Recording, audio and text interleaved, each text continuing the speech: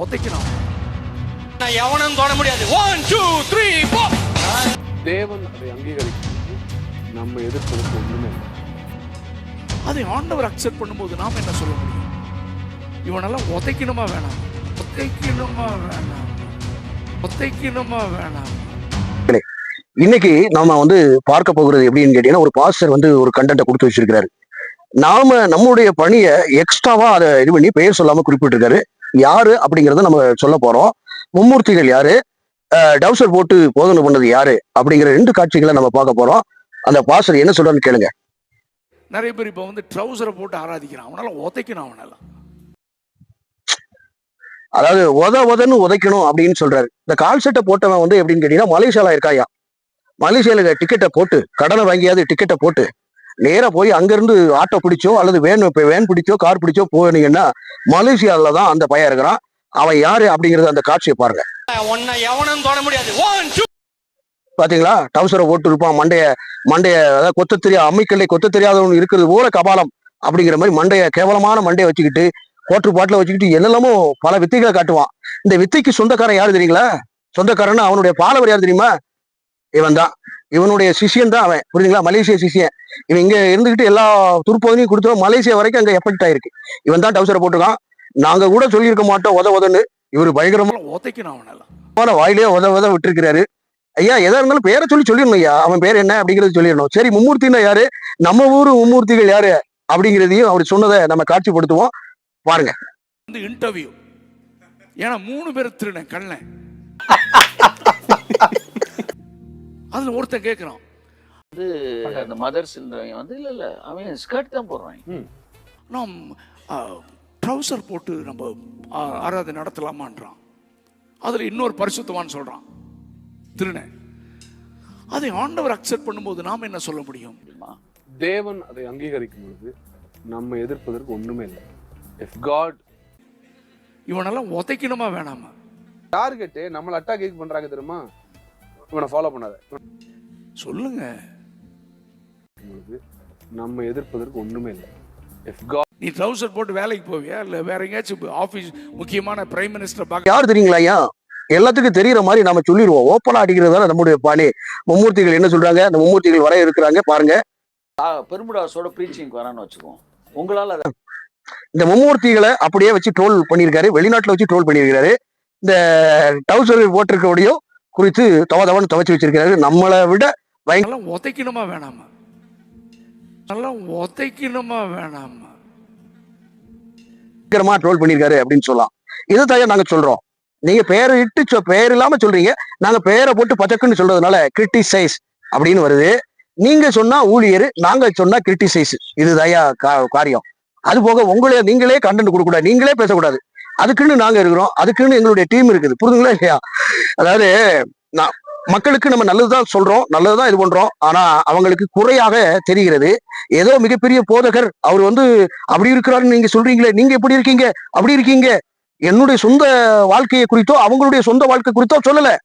அவங்களுடைய நடவடிக்கை all about எவிடன்ஸா இருக்கிறாங்களா, எவிடன்ஸா பைபிளா இருக்கிறாங்களா, நிருபங்களாக செயல்படுறாங்களா அப்படிங்கிறதுதான் நம்முடைய கேள்வியா இருக்கு. புரியுதுங்களா இல்லையா? நம்முடைய பண்புகள், நம்ம போடக்கூடிய ட்ரெஸ்ஸா இருக்கட்டும், நம்முடைய நடவடிக்கையா இருக்கட்டும், எல்லா விதமான கிரியைகளாக இருக்கட்டும், எவிடன்ஸ் ஃபார் பைபிள். நீங்க என்னையும் பார்க்கணும்னா, நீங்க என்ன அறிஞ்சுக்கணும்னா பைபிள் அறிஞ்சுக்கலாம். புரியுதுங்களா? நீங்க என்ன மோசமா காமிக்கிறீங்க, மோசமா நான் பண்றேன் அப்படின்னு சொன்னா, நான் வெளியில இருந்தா என்ன பார்க்கணும் வைக்கணும். நான் நல்ல கிரியையோடு பார்த்தேன்னா எவிடன்ஸ் அங்க இருக்கு, அதை பின்பற்றேன் அப்படிங்கிற மாதிரி இருக்கணும் வைக்கணும். புரியுதுங்களா இல்லையா? இப்போ கால் செட்டை போட்டு போறாங்க, ஜெசிவடியான், ஜெசின் இந்தியா இவர்கள் போன்றவர்கள் சொல்றாங்க இல்லையா, அக்செப்ட் பண்றாங்க இல்லையா, ஆண்டவர் அங்கீகாரம் பண்ணினார். Okay, limited. உடலை பார்க்கல, ஆண்டவர் உடலை பார்க்கல, பட் மனுஷன் பாக்குறானா இல்லையா? என்னைக்காவது ஆண்டவர் உள்ளத்தை தான் பாக்குறாருன்னு சொல்லிட்டு அறகுற ட்ரெஸ்ஸோட எங்கேயாவது போனாரா? அவர் நீண்ட நெடி அங்கி உடித்தவராய் கடந்து போனார். உடையில கூட யாருக்கும் டிஸ்டர்பன்ஸ் பண்ணக்கூடாது. என்னுடைய கண் பார்வை கூட அடுத்தவங்களை டிஸ்டர்பன்ஸ் பண்ணக்கூடாது, இடர்ல உண்டாக்க கூடாது. அந்த உடைய தொட்டாலாவது குணமாகிறேன். இந்த உடைய பார்த்த உடனே இவர் ஒரு பரிசுத்தவான் உடை, இவருடைய சட்டையை தொட்டாலாவது நம்ம குணமாவோம் அப்படிங்கிற எண்ண ஓட்டத்துக்கு போகிற மாதிரி இயேசு கிறிஸ்துவானவர் நடந்து கூடாது. எப்படி தெரியுங்களா? பெரும்பாடுள்ள ஸ்ரீ பணத்தையும் நிலத்தையும் வித்து எவ்வளவோ பல காரியங்களை இது பண்ணாலும் வச்சாலும் ஆண்டவருடைய வஸ்திரத்தின் ஓரத்தை தொட்டாலாவது குணமாவே. அவருடைய வஸ்திரம் கூட கிரியை செய்யும், வல்லமையா கிரியை செய்யும்.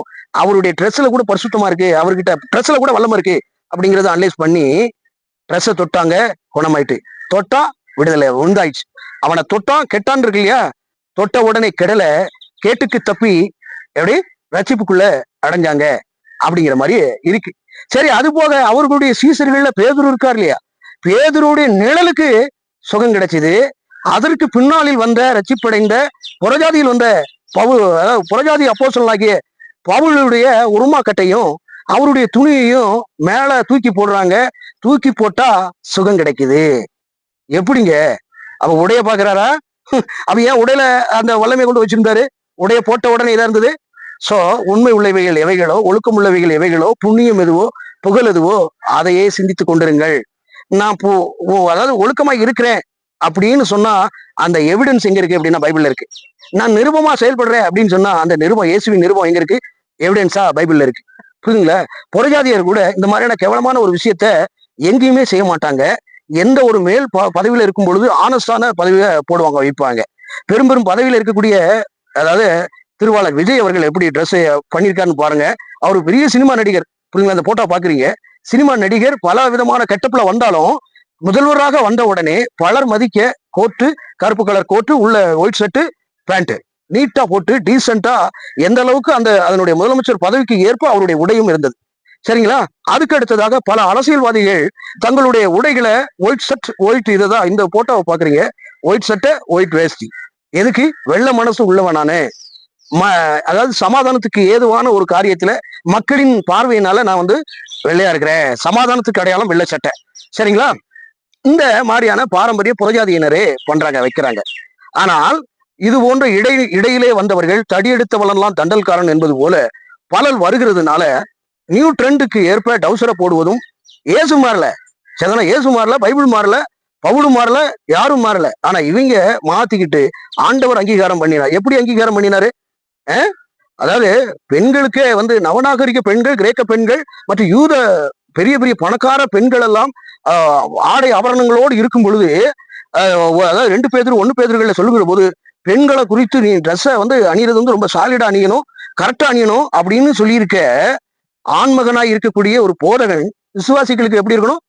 வேற மாதிரி படுக்காளித்தனமா இருக்க கூடாது, கிறிஸ்துவ மாதிரியாக இருக்க வேண்டும், கிறிஸ்துவ பண்பில் இருக்கணும்.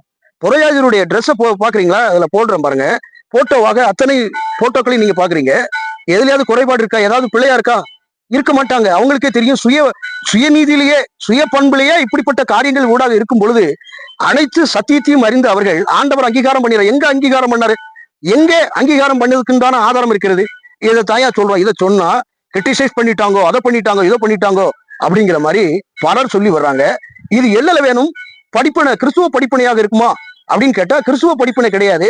இவர்கள் எல்லாம் வேறு விதமாக என்ன சொல்றது, பிரபஞ்சத்தின் ஒத்த வேஷம் தெரியாமலும் அப்படின்னு பிரபஞ்சத்தினுடைய ஒத்த வேஷம் தரித்து உலகத்துக்கு பிரகாரமாக ஒத்தி போகிற வேகாதவர்கள் அப்படிங்கிறது. அதாவது எபிராயிமோ பாதி சுடப்பட்ட அப்பமாக இருக்கிறான் அப்படின்னு, அதான் வேகாதவன், வெந்து வேகாதவன் அப்படிங்கிறது இருக்கு இல்லையா, வெந்தவன் வேகாதவன் அறவேக்காடு. இந்த அறவேக்காடுன்னு சொல்றாங்கல்ல, இவங்க தான் அறவேக்காடு. இவங்க வருவாங்க, பல விதமான காரியங்களை கொண்டு வருவாங்க. மண்டையில மாற்றம் இருக்கும், மற்ற காரியங்கள்ல ட்ரெஸ்ல மாற்றங்கள் இருக்கும், பல விதத்திலும் மாற்றம் இருக்கும். ஆனா மனமாற்றம் இருக்குமா அப்படின்னு சொன்னா உள்ள நாற்றம் தான் இருக்கும். வெளியடிக்கப்பட்ட சுவர் கல்லறை அப்படி இருக்கு இல்லையா, வெளிப்பார்வையில பெயிண்ட் அடிச்சு பல இருக்கும், உள்ள பாத்தீங்கன்னா நரகலாக இருக்கும். அதுதான் ஆண்டவர் சொன்னா வெளிவேஷம் போடக்கூடியவனாக பயணிக்கிறாங்க அப்படிங்கிறது தான். புரியுதுங்களா? இதை சொல்லுகிறோம் நாம. அவர் பெயர் சொல்லாம சொல்றாரு, நாங்க பெயர் சொல்லியே சொல்றோம். அதுதான் நம்முடைய காரியம். புரியுதுங்களா இல்லையா? உடைக்கு அது தகுதி வாய்ந்த உடைகள். என்னன்னா கத்தோலிகர்கள் இருக்காங்க, பலர் இருக்கிறாங்க, எல்லாரும் இந்த ட்ரெஸ்ஸுக்கு ஏற்ற பிரகாரப்படி நடந்து கொண்டாங்க. கத்தோலிக்க ட்ரெஸ்ஸை பாருங்க, சிஎஸ்சியினுடைய ட்ரெஸ்ஸை பாருங்க. ஒவ்வொருத்தரும் அந்த உடைக்கு ஏற்ப கட்சியை கட்டினாங்க. சத்தியம் என்கிற கட்சியை அப்படி கட்டி பண்ணாங்க, வச்சாங்க, எல்லா காரியங்களையும் பண்ணாங்க. இப்போ நானே அந்த ஐயர்வாளுடைய உடையை தான் உடுத்தி வச்சிருக்கிறேன். புரியுதுங்களா? எனக்கு கொடுக்கப்பட்டது, நான் அதை பட்டத்துல வாங்கினதுல எனக்கு இந்த உடையை தந்தார்கள், அந்த உடையை நான் போட்டிருக்கேன். அதுக்கு எனக்கு தகுதி வேணும், பட் அந்த தகுதி இல்லாதனால அந்த பட்டத்தை நான் போடுவதில்லை. பாருங்க, அப்போ ஒவ்வொரு இதுக்கும், ஒரு ட்ரெஸ்ஸுக்கும் அதற்கு ஒரு மகத்துவமும் பல காரியங்களும் இருக்கின்றன. பார்த்துக்கணும். புரியுதுங்களா இல்லையா? வேறொரு பதிவு.